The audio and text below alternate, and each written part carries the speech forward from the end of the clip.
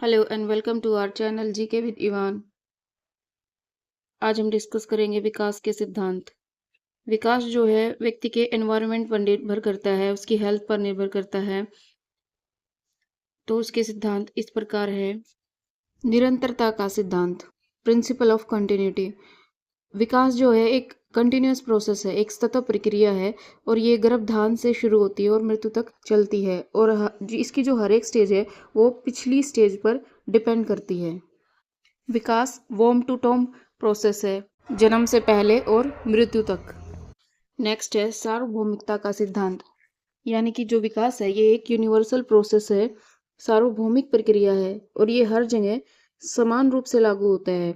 जैसे पहले बच्चा घुटनों के बल चलता है, फिर खड़ा होता है और फिर चलता है या दौड़ता है, तो ये सेम प्रोसेस हो जाती है चाहे कोई भी कंट्री हो या राज्य हो। नेक्स्ट है एक रूपता का सिद्धांत और प्रिंसिपल ऑफ यूनिफॉर्म पैटर्न। इसको हम निश्चित क्रम का सिद्धांत भी कह सकते हैं, क्योंकि बच्चे में जो विकास होता है वो एक निश्चित क्रम में होता है। जैसे अभी हमने डिस्कस किया था कि पहले बच्चा घुटनों के बल चलता है, फिर खड़ा होता है, फिर दौड़ता है, ऐसे ही और बच्चे में भाषा का विकास भी एक निश्चित क्रम में होता है, चाहे वो किसी भी देश से हो। उसके विकास में एक रूपता देखी जा सकती है, यानी कि सेम पैटर्न में होता है। नेक्स्ट है आनुवांशिकता और पर्यावरण की अंतःक्रिया का सिद्धांत, principle of interaction of heredity and environment. यह जो है बच्चे की पर्यावरण, उसका जो एनवायरनमेंट होता है या उसके पेरेंट्स से जो उसको जीन्स मिलते हैं, उन दोनों के आपसी तालमेल का रिजल्ट होता है। फॉर एग्जाम्पल, एक प्रतिभाशाली माता पिता के बच्चे में अच्छा टेनिस खिलाड़ी बनने के जो है आनुवंशिक गुण हो सकते हैं।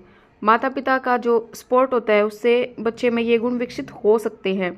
इसका उल्टा, किसी बच्चे को अगर हेल्दी एनवायरनमेंट नहीं मिल रहा है, उसको आनुवंशिक कमजोरी से बच्चे का विकास प्रभावित होता है।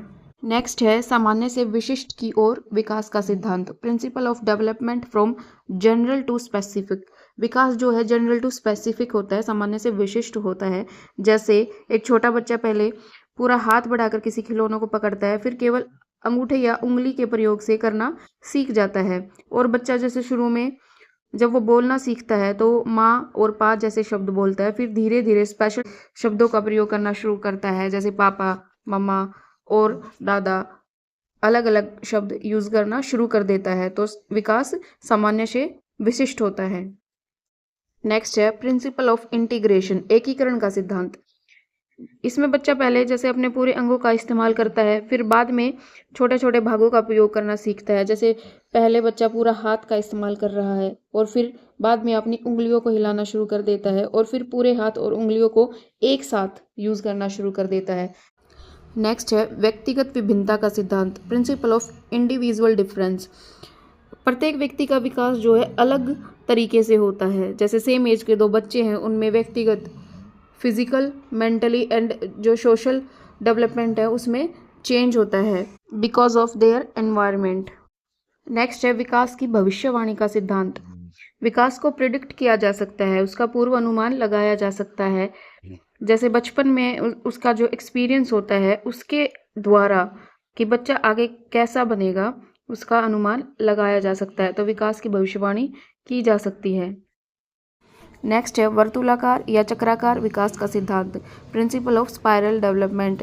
इसमें जो है बच्चा पहले शब्द बोलता है, फिर वाक्यों का प्रयोग करता है और पीछे मुड़कर फिर से शब्दों को जोड़ना सीखता है।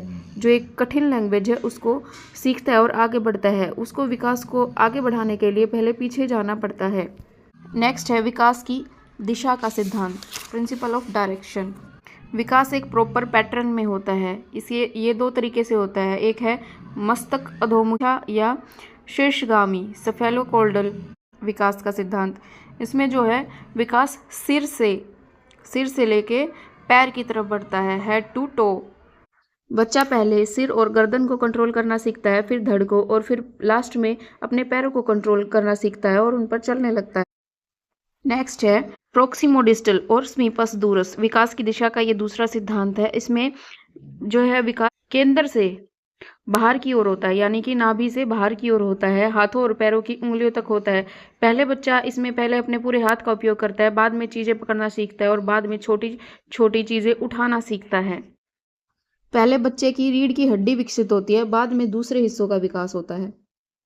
नेक्स्ट है आपसी संबंध का सिद्धांत। विकास का एक पक्ष दूसरे पक्ष से कोरिलेट करता है। कोई व्यक्ति है वो शारीरिक रूप से कमजोर है तो वह सामाजिक रूप से भी पिछड़ा हुआ होगा, इसीलिए इसको आपसी संबंध का सिद्धांत कहते हैं। एक पक्ष दूसरे पक्ष से कोरिलेट करता है। तो ये थे विकास के सिद्धांत। उम्मीद है आपको ये वीडियो पसंद आई होगी। अगर पसंद आई है तो इस चैनल को लाइक कीजिए, सब्सक्राइब कीजिए, शेयर कीजिए और वीडियो के नीचे कमेंट कीजिए। Thank you.